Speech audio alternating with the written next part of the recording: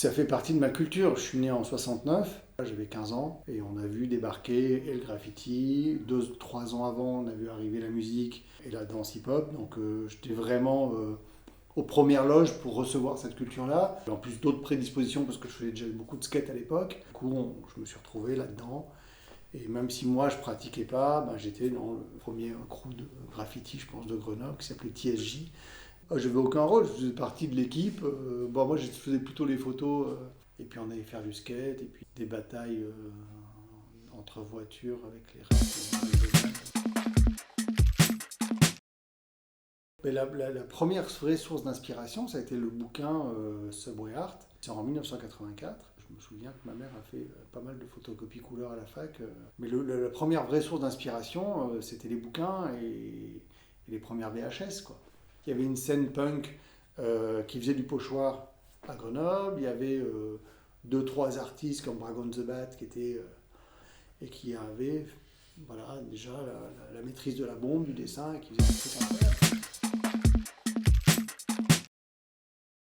Il n'y a pas 4 gugus qui sont mis autour de la table en disant voilà la boîte, ce qui est dedans c'est du street art et ce qui est en dehors de la boîte ça ne s'appelle pas du street art, il n'y a pas de manifeste de c'est quoi le street art. C'est un mouvement qui par essence est libre et par contre les nouveaux arrivants, l'histoire, ce qu'ils ont à apprendre c'est beaucoup plus long et c'est beaucoup plus complexe que ce qu'ils pensent savoir.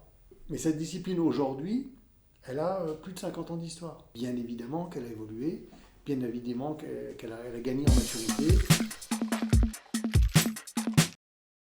Dès qu'il y a du pognon, il y a des gens qui vont essayer d'en profiter. Il y a des gens qui sont des faux street artistes, donc qui n'ont aucune street credibility, qui n'ont aucune légitimité à se présenter en tant que street artiste, mais qui sont vendus comme tels par des marchands. Il faut bien comprendre que le street art, c'est un mot qui est tellement générique. Quand on parle de street art, on parle aussi bien de vandalisme que de mecs qui font du faux street art, ça veut dire des gens qui vont prendre les techniques du street art, c'est-à-dire le pochoir, faire du pochoir sur toile, vont vendre ça dans des galeries Place des Vosges à Paris, mais qui n'auront jamais mis une œuvre dans l'espace public.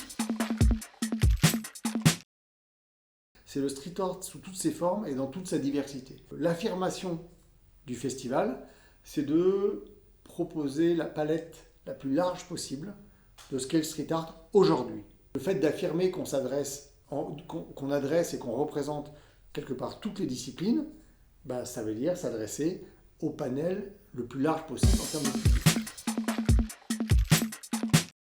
Il y a des gens qui disent « Ouh là là, c'est pas bien, il faut que ça soit effacé ». Si jamais au lieu que ce soit signé Goin, c'était signé Banksy, tout le monde dirait « Ouh là là, c'est formidable, il faut les protéger ». Le jour où il n'y aura plus de kids qui arrivent en se disant « Je vais bouffer la baraque et c'est moi le futur Banksy, ou c'est moi le futur Shepard Fairey, ou c'est moi le futur je sais pas quoi », ça veut dire qu'on aura perdu la totalité de nos libertés, qu'on sera dans une société où il y aura une telle peur de se faire choper, ce sera un signe que la société va extrêmement mal. Space Junk, c'est un centre d'art. Moi, j'essaie de promouvoir cet art qui soit à la fois esthétique, qui fasse du bien aux gens, mais qui en plus soit une porte d'entrée vers l'autre.